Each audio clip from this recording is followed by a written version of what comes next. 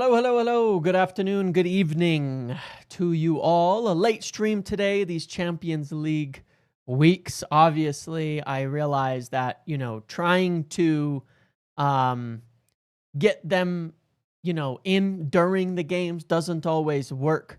So I'm trying to time them during the Champions League games for right after or right before some of the main matches. And since I put out a video this morning, it didn't seem like a good time to do something around 7 p.m. today. So I hope you've all enjoyed watching the Champions League games. There's some interesting ones today. I was finishing up watching the Madrid versus Juventus one. I found that one pretty intriguing. But I did want to have a discussion that we didn't really get into yesterday in yesterday's live, which is specifically about the midfield once again, revisiting this topic in terms of what United need in the midfield. So let's get into it. But first of all, I hope you're all well. Good to see you, Simon. Thank you for that. Good to see you, Siddharth. George, Connor, good to see you all here. I hope you're doing well.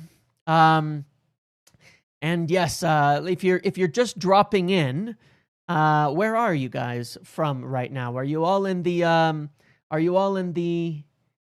is it like 10 o'clock at night? I'm hoping it's like good end of night stream for the majority of people. I think most of the audience is still in the UK, but drop a chat in there of where you are at this point in time. If you see this, where are you watching from right now? So I can just, it's been a while since I've done that, and I like to just keep up on the idea of where people are from. Simon, Germany, USA, Sweden. Okay, all right. So 10, 11 o'clock. Yeah.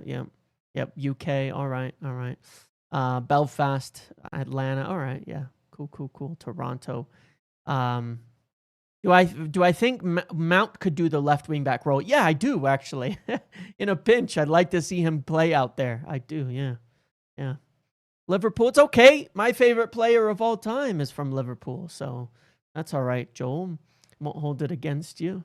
India, Dallas, Hungary, Germany, Oxford, Poland, Northern What Ireland. makes you think Wharton or Baleba are attainable in January, bro? I'm How not sure much that they are. WLD each cost? I'm not sure that they are attainable in January, but I think that there's going to be a lot of teams trying, and you might have a situation where they're trying to, where they need to kind of cash in or want to cash in. It's going to be difficult.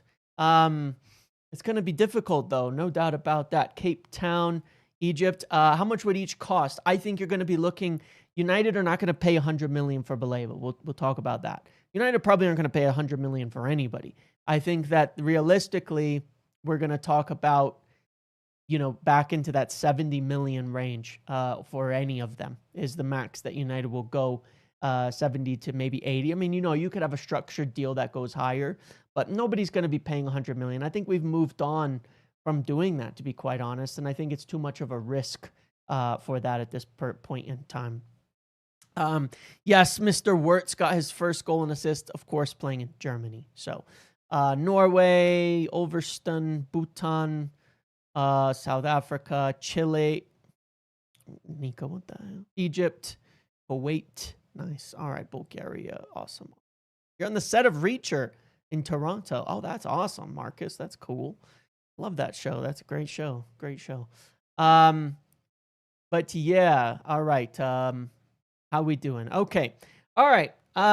Let's get right into it though. So obviously this morning I put a video out talking about this wingback argument, the idea that perhaps a wingback might be more impactful than a midfielder right now. And I actually still think that's the case. If you watch my video if you watch my video and watch through the reasoning that I gave, you'll kind of understand it. It's not to say that the midfield doesn't need improvement, but it does need to be adjusted, a bit more. Yeah. 1 second, sorry. I just got a message I just needed to answer.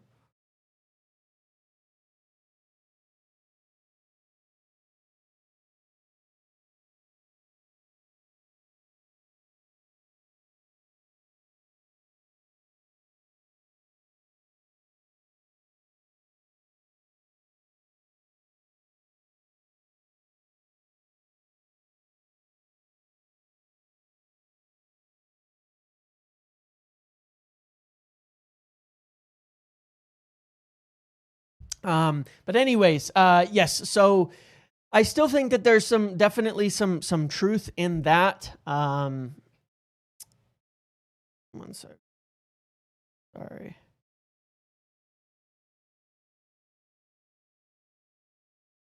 And there's some truth in that.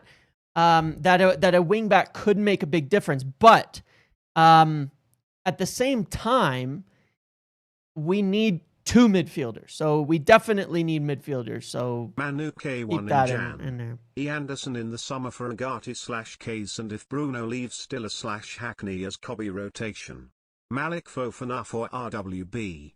Perfect. Yeah, interesting takes and all of that. Interesting names and everything. Leroy, great to catch you live, turning from Cyprus. RA starting to nice. Yeah.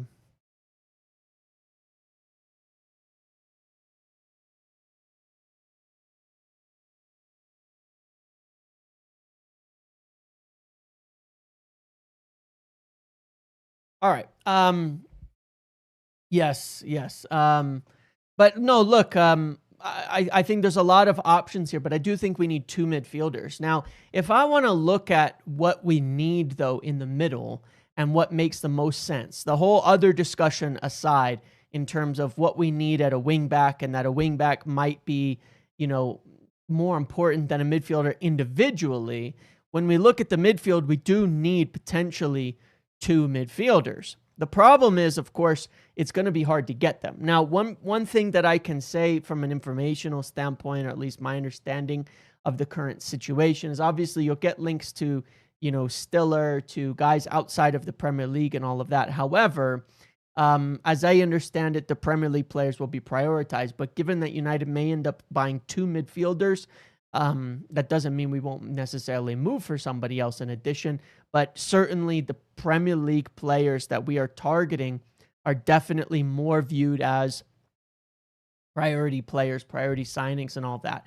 And when we look at where we are in the rebuild and where we want to be, we can't do too much by way of projects anymore. Next season, this team has to start coming together. Next season, this team has to start producing. This team has to have the foundation of what is going to go on to challenge for titles and things like that moving forward. So it's very necessary that they get people who can hit the ground running. And when they look at what we've done, they're really happy, not necessarily saying they're not happy with Šeško and Lamens, because of course they are, but they're very happy with how Premier League players can hit the ground running and get going. And they think that that's been a big successful part of the summer spend this year, of getting a couple Premier League proven players to come in and key positions who can start every week. Boom, boom, boom. So when we're rebuilding the midfield, they're really going to hope we can bring in those Premier League players as priority number one. And it could be two of them. So there is this aspect of this sitter that is wanted, right? Maybe he wants a sitter. Maybe he wants somebody there. And when you look at the numbers when it comes to what does that actually mean? Damn, my chart revamped. Hold on, I need to open this chart up again. What was I looking for? We're going. I'll pull this chart up here in a second. I was curious because one of there's kind of two stats that I found that Amram really likes. A combination of stats that Amram really likes from that deeper midfielder, which is it's starting to really show up when you look at the players that he's used recently, as well as the players that he has right now in that sitting position. And at least from a statistical standpoint, we could talk about their attributes in terms of what they do, in terms of where they play on the pitch and where they run around and things like that. We could talk about that in a minute.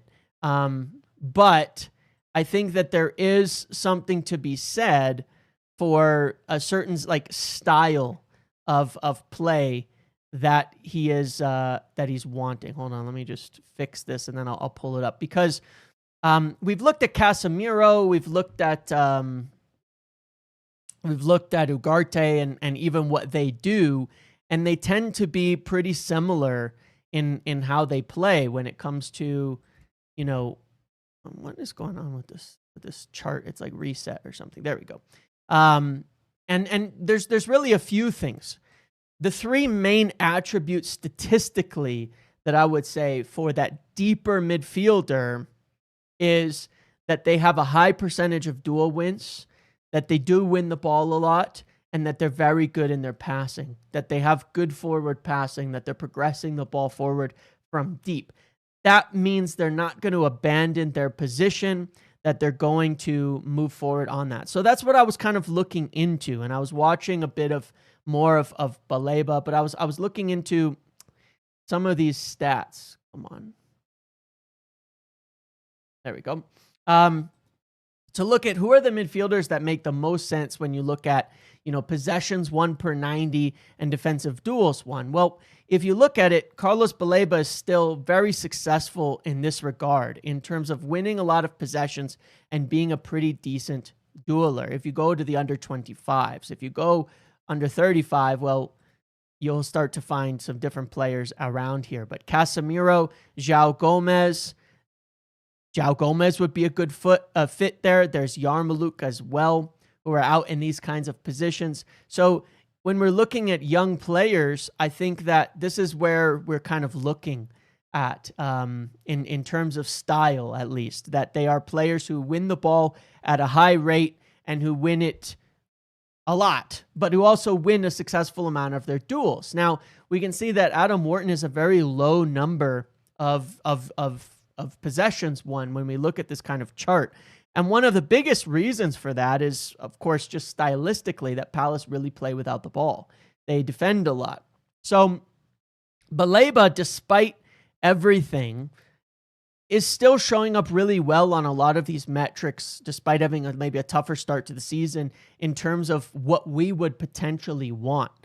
And Elliot Anderson does too, but then we got to move to the next stat. And this is forward passes per 90 and long passing accuracy. We can see that Elliot Anderson is much more of, like, I would say, an all-rounder in terms of how he moves the ball forward.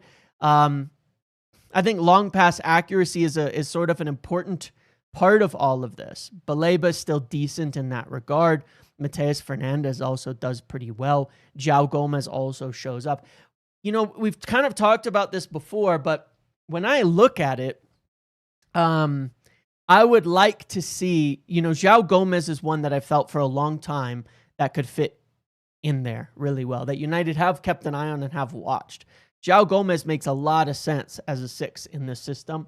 So it's just one I'm going to keep an eye on in terms of, you know, looking for the future at who might be in there.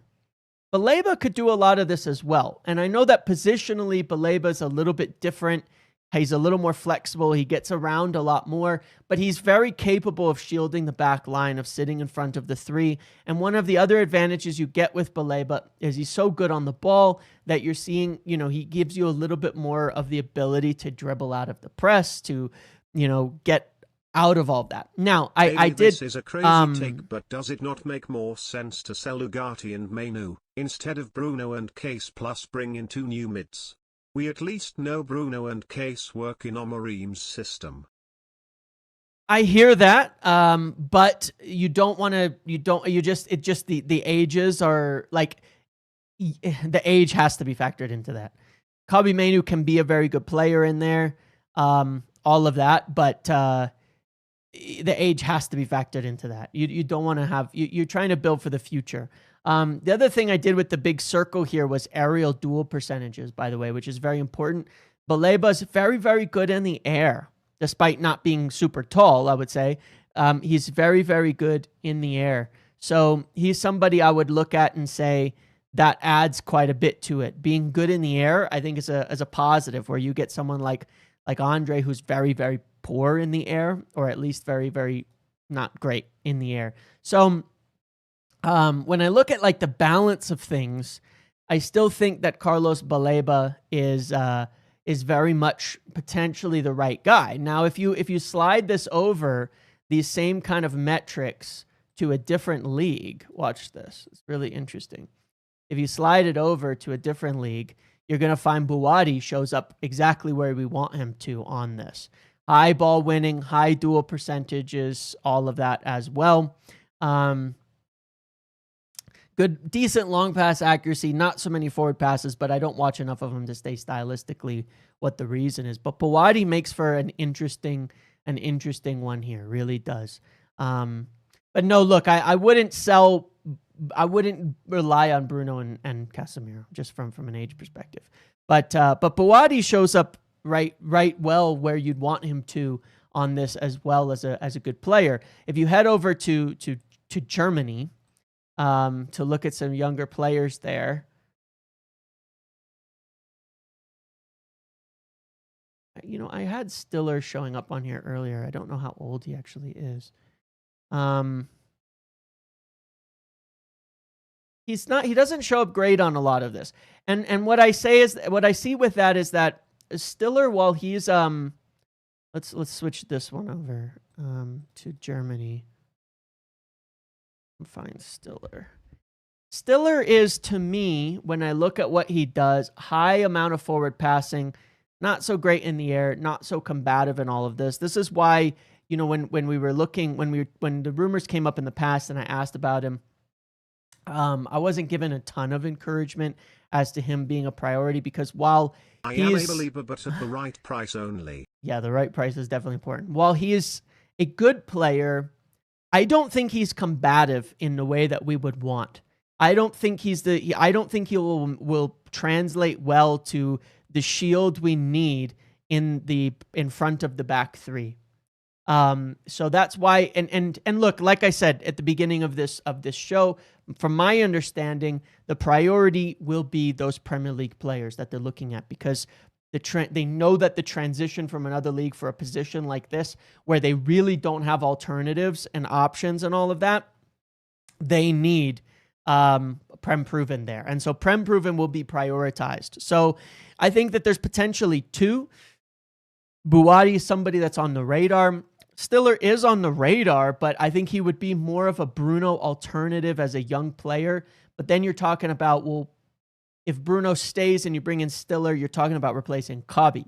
If Bruno leaves and you bring in Stiller, then you might have a Kabi and a Stiller who could be competing for the same position. And that's how I would see those players in this system, in this team.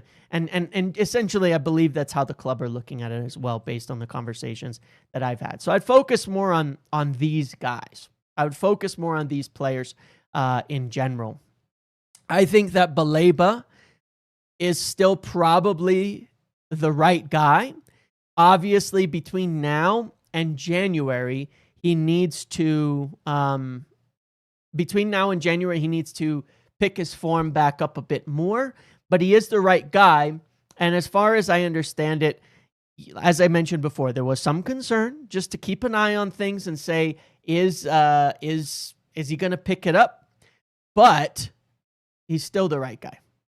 He's still the right guy. He's still somebody that we need to look at. And that is very likely going to be our top target. Should he obviously not have just a horrible next couple months, should he have a decent bit of form here, he'll very likely be the player that we go for, you know, in that position.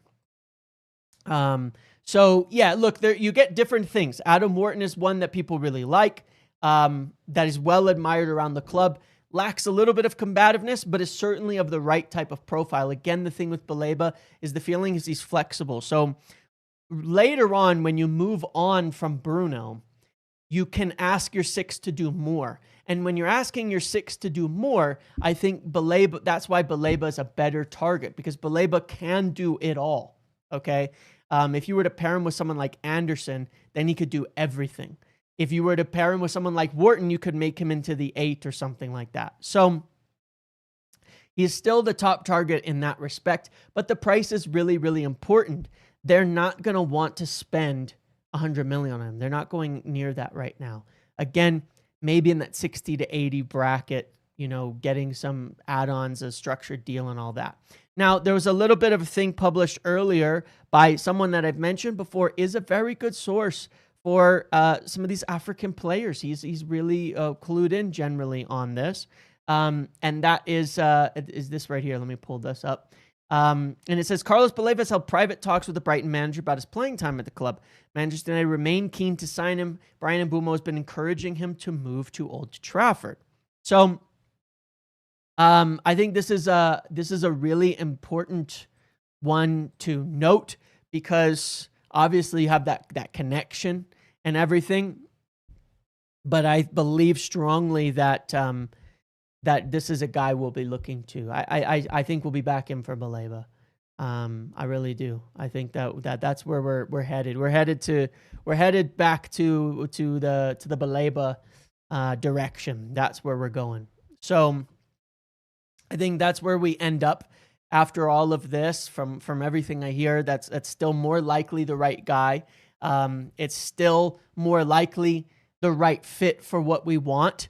And he does the right things for us, but the price is very important. He can't, like you say, he cannot be at the right price. He's got to be there. He got to be around 60 to 80 million, at most. Now, the push that we're doing, the push that Mbeumo is doing, the getting him in there, the stuff with the minutes, I think that all adds up in our favor to where Brighton might be looking at saying, hey, we need to move on and just cash in on this. And there's going to be competition. Wharton, City are probably going to be looking at Wharton. City are probably going to be looking at a few players. Liverpool are going to be looking at a few players.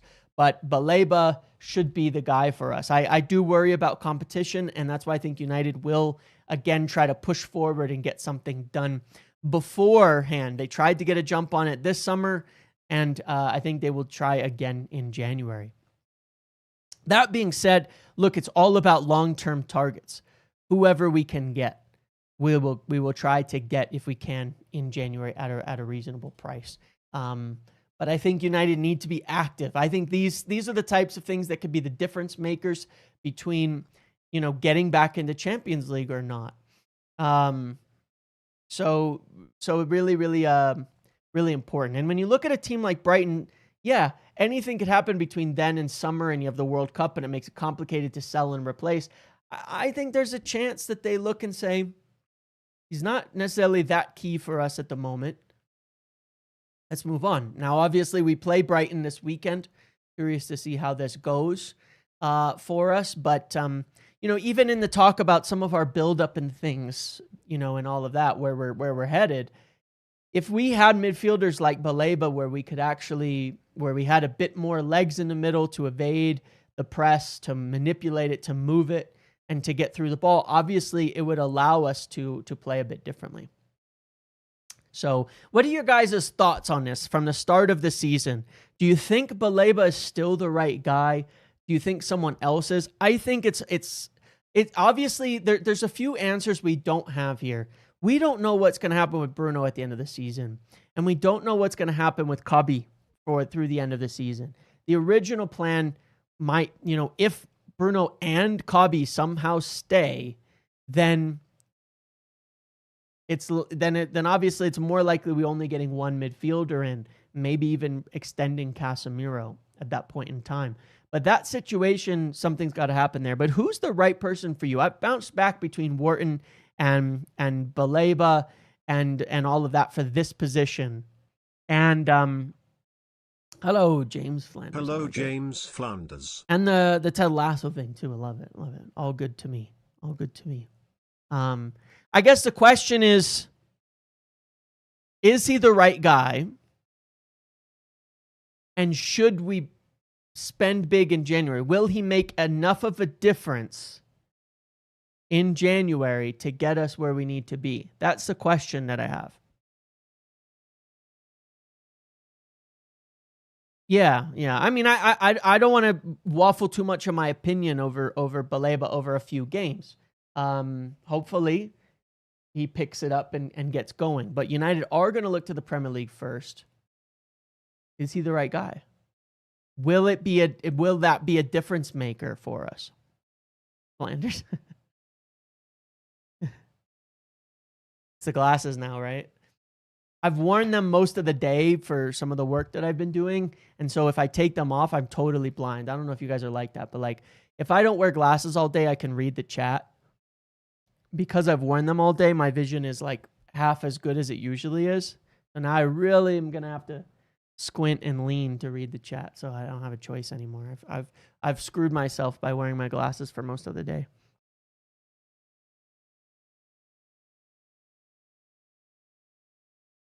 We're challenging for the title if we get him. Well, I said in the preseason, a keeper and Baleba, and we have the team that is challenging for, and we have the team that will start to build towards the title.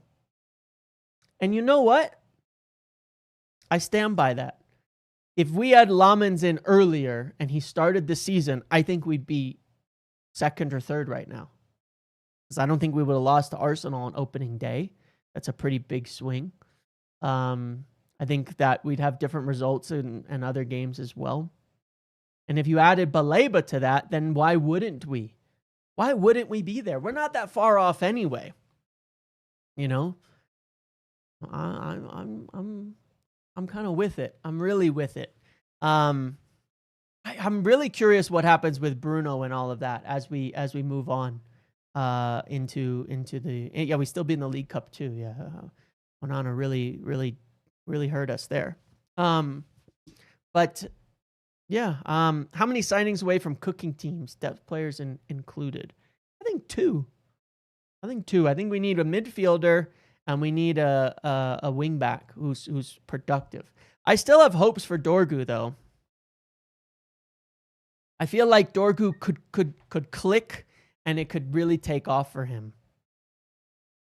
We've still barely seen Šeško, Cunha, and Mbumo together. We've still barely seen it, if we've seen it at all. Especially not with Ahmad out wide. You know, we didn't see it we've never seen Šeško, Cunha, and Mbumo with Ahmad out wide. I don't know if you people have realized that. We've never seen that yet. I really want to see. We've settled in, we've moved, we've progressed, we've done this. Here's what I want to see. Dorgu, Cunha, Šeško, Mbumo, Ahmad, Bruno, Casemiro. I want to see that once. With obviously Lamens in goal. I want to see that once. And I feel like we will fly with that team and it'll start working for everybody. You know? If you look at like that Sunderland game, it was close enough with Mount in there, but then Dowla was there. I can't under any circumstances believe that Dorgu wouldn't have done better than Dowla there. Malik Fofana as a name, by the way, he's not going to play wingback if we were to buy him. He would be a name we would use in the front three. Would we sell Dowla? I would hope we would at the end of the season if he can't nail down a place.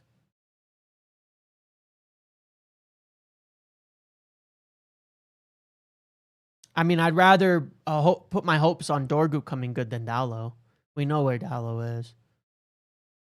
I think we know what he is.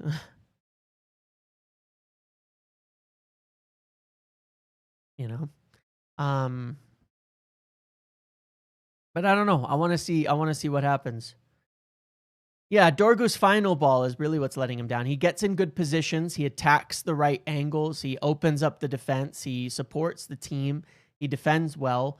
His final ball and just needs a lot of work in the final third. But I feel it's something that could be improved. And I feel it's something that can come right.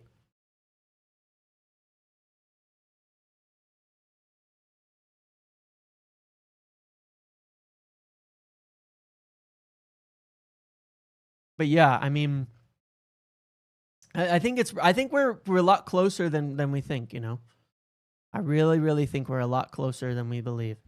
Where are you guys at? I mean, I know that people are going to take this as like an overreaction to Liverpool, but like the good stats we've had all season are not going away. They're really not. Like, we're consistently doing what we started the season doing, and it's just getting more and more consistent. And in some ways, we're finding more and more solutions. I think we're good.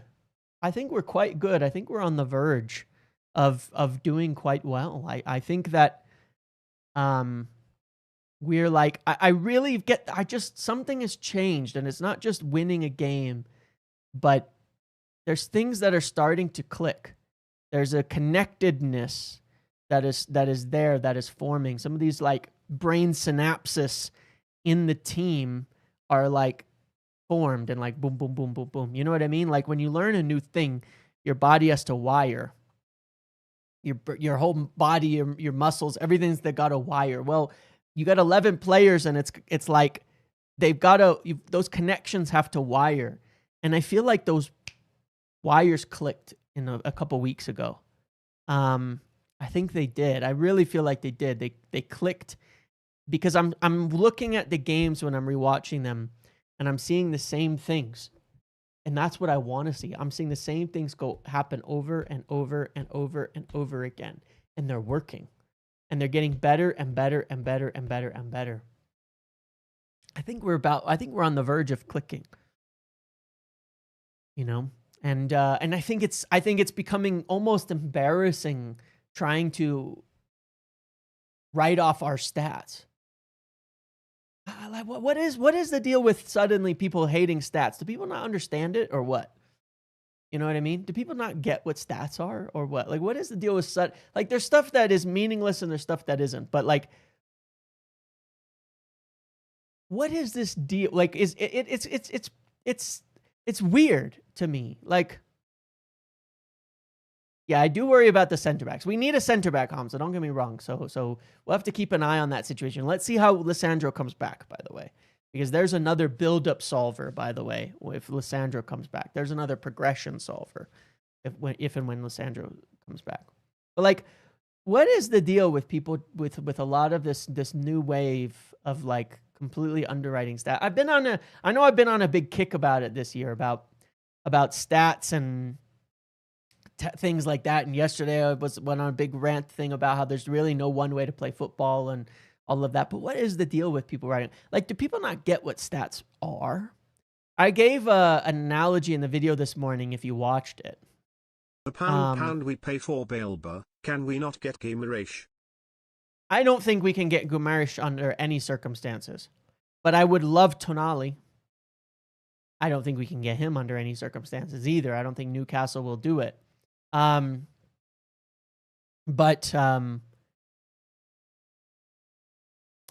I think, would be better, but I don't think we can get him. I don't think we could get either. But I like the idea of both of those. But the thing is, it's about there are stats that are important. There are stats that are not important. It's about understanding what they are. It's about understanding what they mean. It's about understanding what they're It's about understanding what they imply. Like you take a stat like threat or expected threat or expected goals. If you understand what they mean, they are incredibly useful to help you predict towards the future. Do they confirm everything in the future? No, because things can always change in the future. But they are incredible predictors if you understand them. Like I gave the example this, and I think you can go way off. They can go crazy, right? Because whatever, right? But like, what does expected goals and expected threat mean? These two stats just mean you're in the area you're supposed to be by the opposition goal, getting chances. That's all they mean. That's it. At the end of the day, that's it. That's all these kinds of stats mean. So it's silly to write them off because they do mean something no matter what. The more you have of these things, the more you are in the area that you need to be in. I gave the example this morning in the video of like if you had people trying to aim to land something on the moon, right?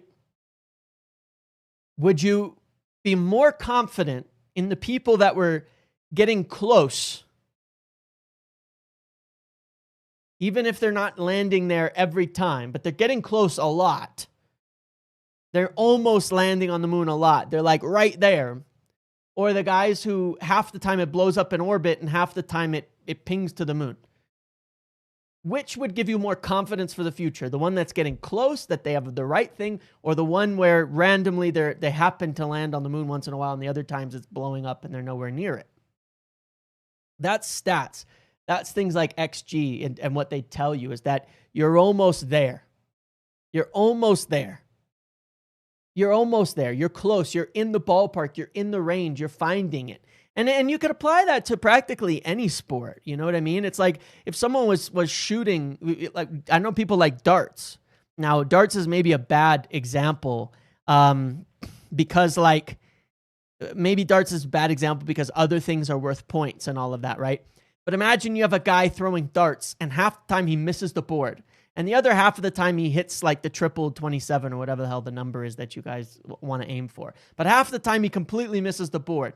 And then you've got the guy and you're watching them go against each other. And you've got the other guy in his round on his turn who's missing it by like centimeters. But he's hitting near it every time. He gets a few less than the other guy, but all his misses are close. Whereas the other guy's not even getting it on the board when he misses. Who do you think is going to be the better dart player at the end of the day? Who do you think is more likely to get to start hitting the target every single time moving forward? Triple 20. Okay, thank you. Who's the guy? You know, that's stats. That's expected goals and expected threat in darts form. You could look at it in the same way where near the area you want to go, you know, it's like worth more threat. And how often you're getting close to it is worth something. It's the same thing. Stats are incredibly useful because they tell you you're getting in the area. United are in the area. And that's why I think it's going to start flying. And ignoring it is silly because there is missing and making. There's a lot in between in terms of getting it right. There's a lot in between. So yeah, I don't know cricket enough to give you that example. I was trying to use sports that maybe some people have an application with, you know what I mean? I was trying to use that. I mean, I could go into baseball and things, but people wouldn't understand a lot of that as well. So no, I think United are really, really close. I really do. I think we're on the cusp of everything clicking. And the biggest things that I hope Ruben gets right moving forward, is well, stats will tell you the things that you see, but you don't remember because they're not the memorable moments necessarily, and they adds them all together. The biggest things, though, that I think is that what we have to do is, one, we have to keep getting. Obviously, Lamens is going to keep starting. That's number one. Number two, we have to keep Ahmad out wide. But number three, and I think is really key now, is we have to figure out how to get that left side going. And that's the only thing that worries me. And that's why, again, you know, I think they are keeping their eye on a wingback type situation for January as needed. We have to get the left side going because teams can start to adjust to the way we play soon. How many January signings do you expect? I think we'll go for 2. I don't know that we'll get 2, but I think we'll go for 2. I think we'll go for someone in the midfield, and I think we'll look at a wide option. I think we will. I think we will, if we can. I think we'll get 1. But I think we're going to go for 2 players. I think we'll get 1.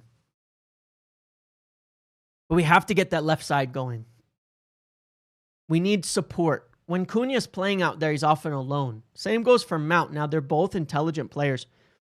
They drop in really well. They move around really well. They link up play really well. They do a lot of things that are good. But there's not enough on that side to be getting, you know, there's not enough on that side to be producing. There's not enough on that. Like if you look at that what Brian is getting from Ahmad, it's crazy. And I don't know if anybody noticed it. I looked it up I showed the stat this morning, right? But Mbeumo has 3 goals and assists in the 3 games that in the last 3 games that Ahmad starts out wide with him. It's typical partnership growing right here, and right here. Ahmad was in the front 3. Mazraoui was wide.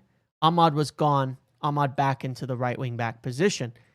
3 games, 3 GA for Mbeumo. Now, years ago, we had this relationship that was built between Rashford and Shaw. And it was like there was a point where it was automatic in terms of production of goals and assists when they were playing together outside. Because in modern football, having that that relationship between winger and wingback or fullback is huge. It's almost unstoppable because you can always create these overloads and opportunities. And the best teams can do it on both sides. And the best teams have that threat and such on both sides. It's not always equal, but we need that on the left for Cunha. We need a relationship built for Cunha on that left side to support and provide that extra threat and attack. Even Mount's goal, he's coming in from the left into the middle because the ball is coming from the right. We need that attack on the left coming over. So I think that's my only fear at the moment, is that outside of transfers, we could start to get shut down. And that's like the next problem to solve for Ruben. So starting the season, it was the center backs need to be more aggressive. That was one of the things I noted. The second thing was the midfield needs to be able to put the ball out wide quicker, switch the play quicker instead of trying to play vertically. They started doing that a lot better. The next thing was the goalkeeper. We solved that. The next thing was keep Ahmad out wide. We seem to have solved that. And the next thing for me is solving the left side. And we can see that because it keeps changing, he doesn't have an answer for it yet. We need to figure it out. It's something we have to figure out. Something we have to figure out because I think it'll start to hurt us. Imagine if it was a competent wingback right now playing in those positions in the games like against, I'm not insulting Dorgu. He's got time to improve. He's a young player. I think he's got a lot in his bank. But against City, Dorgu was getting crazy amounts of space. That game goes differently if you have Nuno Mendes over there. If you look at Sunderland and Liverpool, even though we won, how much different do those games go? How much more do we get if we have that attack down the left side? You know, and I don't want to move Ahmad out. That's the thing. What I would like to see happen is maybe if Dorgu's not starting, he comes on at right wing back, and so he can cut in and provide the same left foot dynamic on that side as an attacker. I think he might do a little better over there. So we need something in that wide area. We need some kind of solution. Maybe it comes from the academy. Maybe it comes from Mantato. Maybe it comes from Lyon. Maybe it comes from something weird like playing Mount out there. Maybe. We don't know. Maybe he tries. You know, now that we're kind of through a lot of these bigger games and we're playing more small teams, maybe we're going to see, you know, some more aggressive team shapes and aggressive team setups. You know, than we were before. You know, maybe we are. It's a question. It's a question that we'll have to see. You know, that maybe once we're settled, he'll take a little bit more risks. You know, less defensive play, less defensive selections, going for it. I know people go like, well, we can't play two wingers out wide, but the thing is, he used to. He did at Sporting, and I know it's at Sporting, right? But he did. And he felt confident enough in having a back three and a six as four defenders that it would work. I think it could work. It's aggressive, but like here's a game I'm thinking of for this is Forest, right? I'm looking at Forest and I'm saying, I remember how it went last year, especially now they've got Dyson back in there, right? When you look at Forest, the threats you have to defend are pretty straightforward. Similar to Brentford, actually, where we got it totally wrong. They're going to drop deep. And we're going to need to have attacking angles on both sides. If even to manipulate transitions, we're going to need to have both sides to get through to them. And I think where it's really going to show up, who we haven't faced yet, is when the next time we play a three at the back team. Quick question for you guys, in case anybody can help me with this. In our next games, who's the next team that plays three at the back? Do Brighton still play three at the back ever? Because I'll tell you what we're succeeding at now is going to struggle against three at the back because we can only do it one side. One of the reasons as against Sunderland, it did stick a little bit as they went to a back five. They went to that back five after we were up 2-0, and they were able to match up man-to-man on Ahmad's side. We didn't have enough down the left side in order to so they were able to add an extra defender and cover that side better. If we had both sides cooking, we would have been able to move forward with that. Has Sean Dyche ever played a 3 at the back? Newcastle do sometime. I'm talking more like regularly. Who else actually plays? Because last year, like, we played Ipswich, and that was one of the issues we had with them. Wolves, maybe, I want to say. There was another team, maybe it was Southampton even, that we struggled a bit to get going. If teams play us 5 at the, this is where I worry about it. Palace, there you go. That'll be one. Teams will play us, if teams play us 3 at the back, we will see the problem with not having that left side going. Those are the games I'm worried about. There's smaller teams that play 3 at the back that will shut us down if we don't solve that left side. Those are tough games. Those are the ones that are going to hurt. And there's a few small sides that are like that. Those are the ones we'll struggle with, because we won't get the same spaces for Ahmad out there.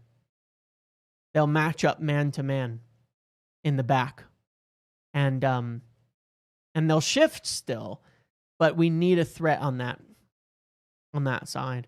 Yeah, Thomas Frank and Spurs will probably play a 3, to be honest. Yeah. So anyways, it's a whole interesting discussion. We have to sort this whole thing out. There's still next steps, and for me, the next step in our, progression forward, where we have issues, is to get that left side going, and then come January, who can we add? Do we buy a left-sided player? Do we buy a midfielder? Do we try for both? Baleba, still the right guy, still prioritized. Right now, most of the names I'm hearing are Premier League players, still, in terms of what we're looking for, what we're prioritizing, and where we want to go in the market. That's still what I'm hearing as a priority, is the Premier League. So in terms of the midfield, I think that's what we'll be looking. I think we'll make that chance for Baleba. But this is what I wanna see as the next step. I think things are clicking, but what about that left side? Can we get it going somehow? I still think we have a better chance of getting it going with Dorgu. So I'm hoping we see a little bit more of him now that we've settled in a bit.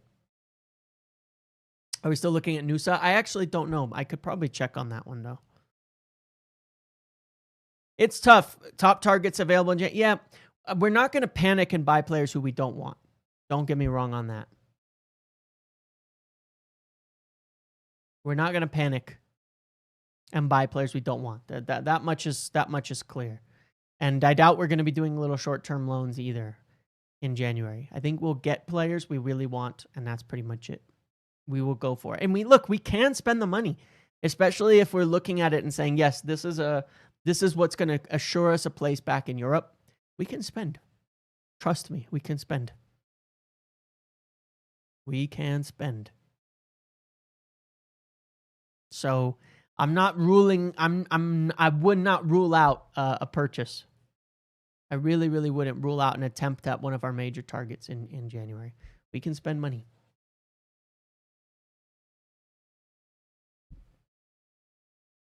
Any confirmation of Semenyo's release clause? No, I don't think it's ever really. Cheeto and Aiden go on loan in Jan. Cheeto and Aiden go on loan in Jan. Well, I don't know. I guess we will see what they do in the other 21. I will see what they do in the other under 21s for the rest of the year, because I think they still. Heaven needs to play some games soon, and I hope he will. If he's not playing, maybe a loan would be good for him. But right now, I don't think we can afford. I mean, look, Luke Shaw could go down with an injury at any point in time, and then Aiden Heaven becomes your guy instantly. Luke Shaw started every game for us in the Premier League this season. Can you believe that? So we're still a Luke Shaw hamstring away from Heaven being the starter at the moment. So I wouldn't say right now it looks like he will go. Cheeto's still so young, I think he'll stay. Lissandro will probably play in like 3 weeks. I don't think he'll be playing soon. I think he'll make the match day squad in a week or two, and then he'll probably be able to play in 3 weeks or so. But substitutions, things like that. I think we should try to do a Acuna on Semenyo in January and say, listen, we're going to trigger your release clause come summer. I think we might try to do that. But hey, we'll see. It's early. So much changes right now. I just know that we're looking at these guys. I know that we're strongly considering them. I know that we're definitely still having a focus on Premier League proven. I know that Baleba is still very likely the top target at the moment, and that as long as he doesn't have a continued fall off through January, that he will likely remain the top target. But still, there's a lot that can change through the end of the season, through January, and then to the end of the season. So we'll see. We will see. Lacey, I don't think Lacey's the player that will go anywhere. My KG coin bets. I know, Mike. Hold on. I need to pull these up really quick so I can remember what they look like.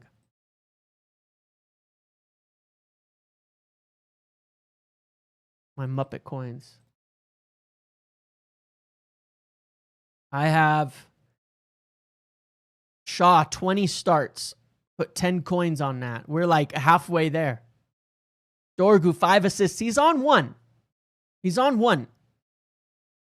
And that was all comps. I still think he could pull it off. I think we're getting enough attacks that he's going to pull that off. I had top 5, 10 coins. I'm feeling good about that. I think we're going to be a top 5 team.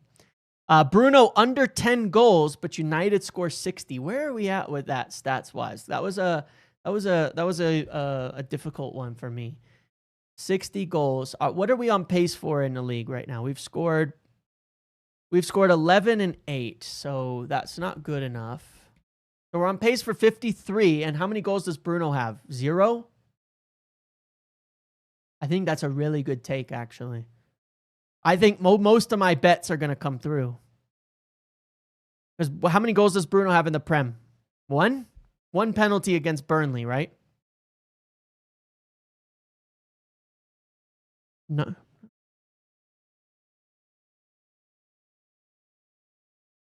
He only has 1, right? No, 2.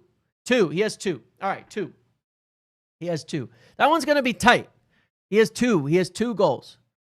That one's going to be tight, but I think it's possible. Burnley and Chelsea. He's got 2 goals. Yeah, I was thinking about those missed pens. He's got 2 goals. So he's just under pace for 10, and we're just under pace for 60. But we should probably get 60. So that one's possible. Under 10 goals, but we get 60. Under 10 goals. And then I have an FA Cup win. I think we haven't played in the FA Cup yet. I think we're ready to go. The one that's looking the roughest for me is Cunha. I said he was going to get 10 goals. That's actually the one that's looking the roughest. I know he's going to get going, though. I know Cunha is going to cook.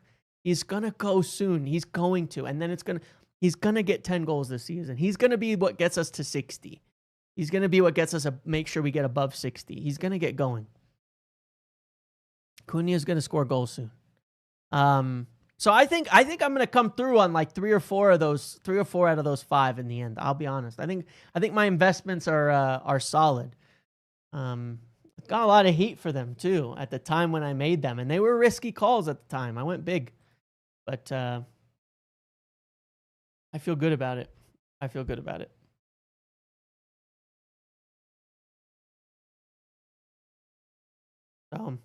All right, my friends. I've got to run. I'm going to end it here. But yes, again, thank you for watching today. Again, in the midfield, looking at those guys, I still think Baleba's the right guy. Still think United are prioritizing that Premier League proven player based on what I'm hearing. More likely that they'll make an attempt for somebody like that in January. Keep an eye as well on, of course, on Semenyo. Make sure to check out the video I did this morning. Tomorrow, I'm not sure what I'll be doing. I'll be doing something. I've got to go to the dentist and do some other stuff. during the middle of the day, so my schedule is going to be a bit awry, but we'll see. Okay, thank you all for watching. Thanks for hanging out on this Wednesday. Few days away, we'll be back in business again. Hopefully, another win for United, but we're a couple days away from all the pre-match and everything there. So thanks for hanging out with me this evening. Hope you've enjoyed the stream. Thanks for watching. Thanks for the donations. Thanks for everything. Make sure to slap a like on the way out, and all of that. It really helps me, of course. And as a reminder, to check out the Muppeteers store. I'll have my sweater arriving today. That's this one right here. Someone received this one the other day on the left. Gave me a lot of good feedback. And somebody purchased one of these. So the Rooney one is gone, but we always have more in there. So make sure to check that out as well. And you can support me and the channel. Thank you all. I'll see you later. Have a good night and bye.